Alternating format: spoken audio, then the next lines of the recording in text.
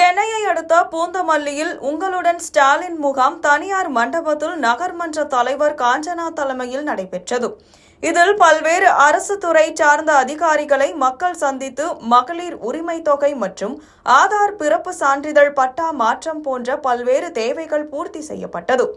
மேலும் இதில் ஒரு சிறப்பு அம்சமாக பூந்தமல்லி அம்மா நகர் பகுதியில் வாழக்கூடிய நரிக்குறவர்கள் தங்களுக்கு பிறப்பு சான்றிதழ் வேண்டி 16 ஆண்டு காலமாக பல்வேறு அரசு அலுவலர்களிடம் மனுக்களை அளித்தனர்.